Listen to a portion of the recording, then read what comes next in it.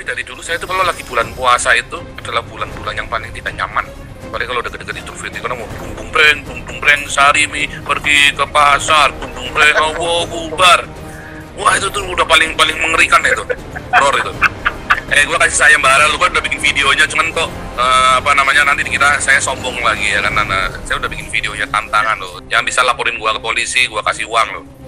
Gua kasih uang. Yang bisa laporin gua ke polisi penistaan agama nih, gua nih Nabi ke-26 Joseph Paul Zhang yang meluruskan kesesatan ajaran Nabi ke-25 dan kecabulannya yang maha cabulullah. Kalau Anda bisa bikin laporan polisinya atas nama penistaan agama, gua kasih lo 1 laporan 1 juta, maksimum 5 laporan. Ya tinggal email ke hagios.eu@gmail.com. Umat Islam meyakini Nabi Muhammad SAW itu adalah Nabi terakhir, Khatamul Anbiya wal Mursalin, Nabi penutup, Nabi pamungkas, utusan penutup, utusan pamungkas dari Allah Subhanahu Wa Taala. Saudara, saya ini sudah melepaskan kewarganegaraan Indonesia ya, jadi saya ini ditentukan oleh hukum Eropa, jadi teman-teman udah jangan membahas lagi. Nah, aturan di Jerman itu adalah bahwa kalau ada warga negara asing yang menjadi warga negara Jerman, apapun alasannya, ya, pemerintah Jerman itu memberikan informasi langsung, ya.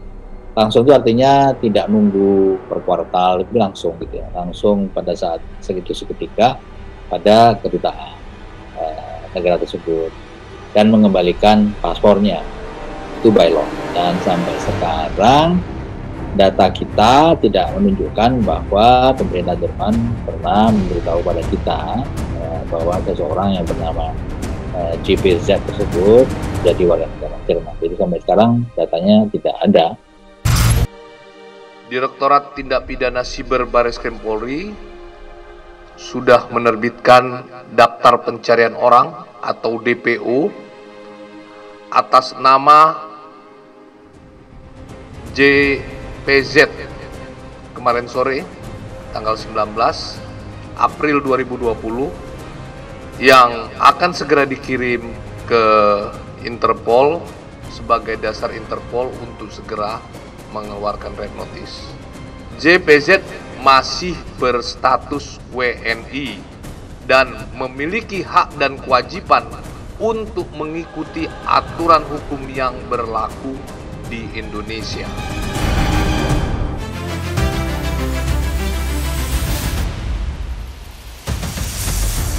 Selamat malam pemirsa Catatan Demokrasi. Kali ini mengangkat tema yang cukup kontroversial karena ini menjadi sorotan kita semua, menista agama. Nabi ke-26 diburu polisi. Ulah Joseph Paul Zhang hingga hari ini menimbulkan gejolak yang luar biasa bagi umat Islam. Posisinya sekarang juga masih diburu oleh pihak kepolisian. Ya, gejolak ini masih terus berlanjut, tapi fakta baru mulai muncul. Polri telah memutuskan dan juga memastikan bahwa Joseph Paul Zhang merupakan warga negara Indonesia. Kita akan elaborasi hal ini bersama dengan sejumlah narasumber kami yang telah hadir di studio. Ali Muhtar Ngabalin, tenaga ahli utama KSP. Selamat malam, Bang Ngabalin. Dan juga ada Ade Armando, akademisi. Selamat malam, Mas Ade. Kami juga menghadirkan ini dari Wakil Sekretaris Dewan Pertimbangan Majelis Ulama Indonesia. Assalamualaikum, selamat malam. Pak Kiai Haji Zaidul Rasmi. Selamat malam. Kemudian ada juga praktisi hukum Bang Teguh Nasrullah. Assalamualaikum Bang Nasrullah, sehat Bang? Alhamdulillah sehat. Baik. Boleh saya buka? Boleh, silakan. dibuka Bang. Kita tetap jaga jarak di sini. Iya. Kita juga ingin tahu perkembangan terbaru ya Maria dari pihak kepolisian. Maria bisa langsung kita sapa ini dari Karopenmas Divisi Polri. Betul, Karopenmas Divisi Humas Polri ada Brigjen Polisi Rusdi Hartono sudah bergabung bersama kami melalui sambungan Zoom. Assalamualaikum, selamat malam Pak Rusdi. Selamat malam Mas Andre dan Mbak Maria. Ya, Andro dan Maria di sini, Pak Rusdi, kita akan tanyakan sebenarnya saat ini komunikasi sudah terus dijalin oleh kepolisian Republik Indonesia dan juga Interpol. Sejauh mana saat ini hasil dari komunikasi tersebut? Apakah sudah diketahui lokasi pasti dari Joseph Paul Zhang ini, Pak Rusdi? Terima kasih Mbak Maria. Yang jelas Polri berusaha keras bersama dengan instansi terkait lainnya untuk segera menyelesaikan permasalahan ini. Polri telah melaksanakan langkah-langkah koordinasi dengan Kementerian Luar Negeri, Ditjen Imigrasi Kemenkumham, dan juga Interpol. Ini telah kita lakukan secara terus-menerus untuk dapat memastikan sekarang keberadaan daripada tersangka ZPZ tersebut. Selain itu, melalui hubungan internasional, Divisi Hubungan Internasional Polri telah melakukan koordinasi dan komunikasi dengan kepolisian di Jerman untuk membahas masalah ini.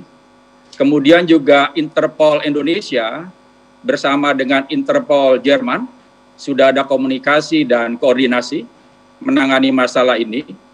Dan juga atase kepolisian yang ada di Jerman telah melaksanakan langkah-langkah pendekatan kepada tokoh yang ada di Jerman, terutama tokoh-tokoh agama, untuk dapat memastikan, mengetahui keberadaan daripada ZPZ di Jerman. Dan untuk sekian untuk saat ini Pak Rusdi, yang dapat kami sampaikan seperti itu. Pak Rusdi, kami juga ingin tahu, ketika ini masih diburu oleh pihak kepolisian, namun dengan leluasa, Joseph Paul Zhang ini masih mengupload di salah satu kanal YouTube, Pak. Bahkan bisa live Zoom meeting pula. Benar sekali, ya. Dari Cyber Barreskrim Polri terus menelusuri, ya, di mana yang bersangkutan mengupload atau memposting daripada video tersebut. Ini menjadi bagian bagaimana Barreskrim Polri akan mengikuti jejak keberadaan daripada tersangka ini berdasarkan postingan yang dilakukan oleh yang bersangkutan. Ini menjadi bagian dan akan membantu Polri untuk memperjelas keberadaan yang bersangkutan, Mas Andro. Ya, memperjelas keberadaan yang bersangkutan. Apakah sudah bisa dipastikan saat ini berada di mana, Pak Rusdi? Sekali lagi untuk pada saat ini, Polri memiliki dugaan keras bahwa yang bersangkutan masih ada di sekitar Jerman. Ini terus masih didalami oleh Polri untuk kepastian keberadaan yang bersangkutan di Jerman. Baik, Pak, kami ingin tahu lebih dalam mengenai status kewarganegaraannya, kemudian bagaimana dengan pasal yang disangkakan terhadap Joseph ini.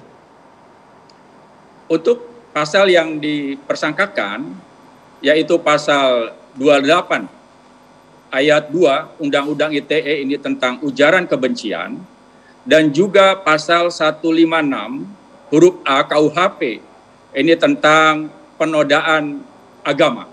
Ini yang dikenakan pasal-pasal terhadap ZPZ tersebut.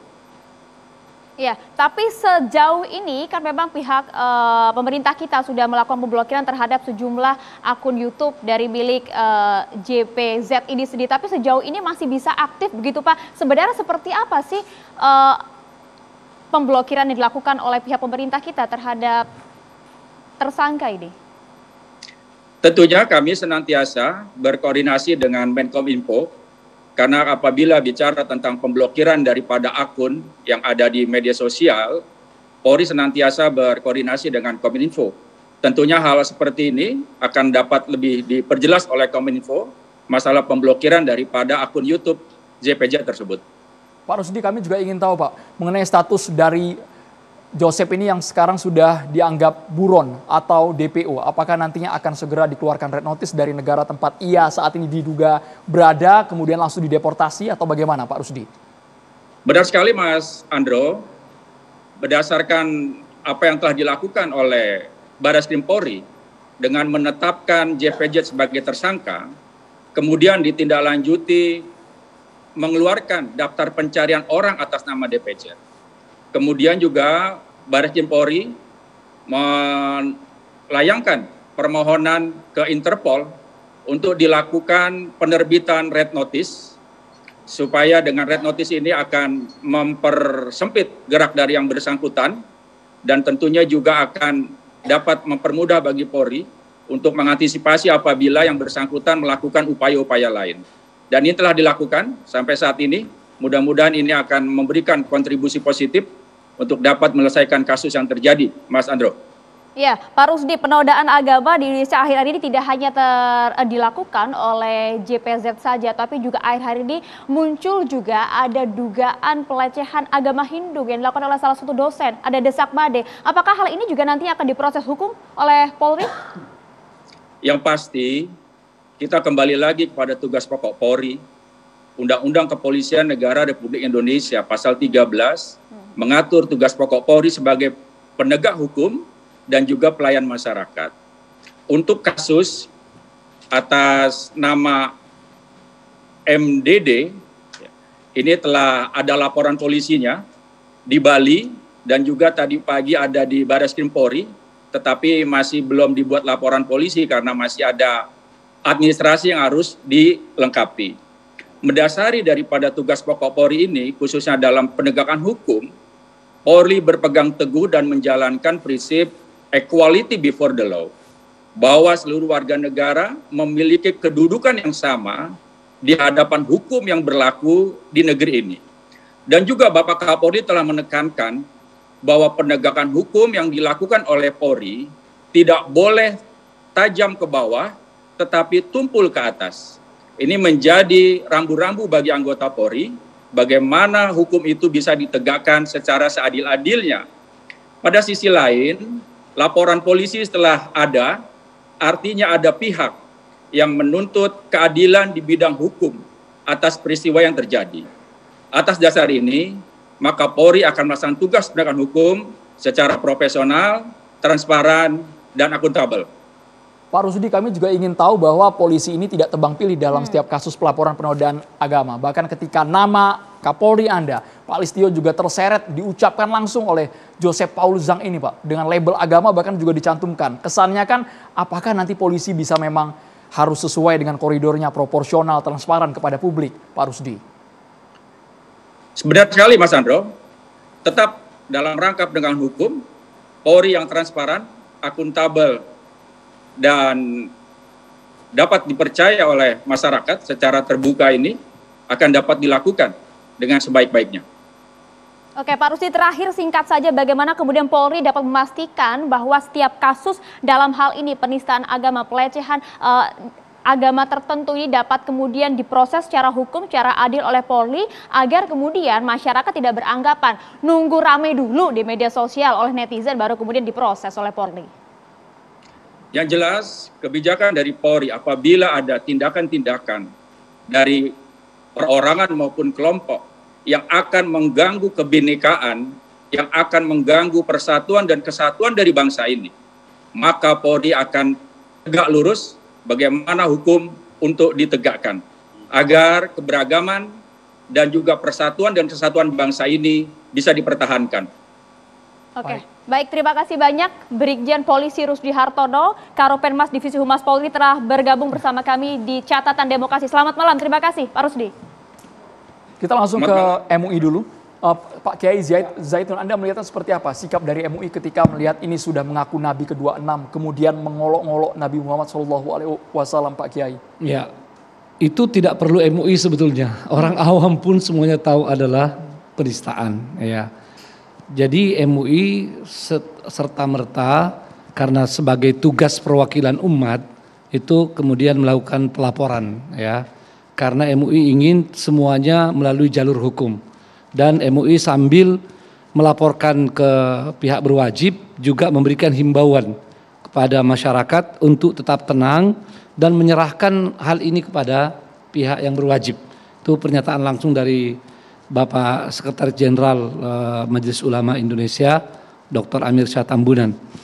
Nah, jadi persoalan seperti ini patut untuk menjadi pemikiran kita semua. MUI sangat berharap ini dapat menyadarkan kita semua bahwa ada sesuatu yang terjadi di bangsa kita sehingga ada saja orang-orang yang kemudian tampil seperti ini.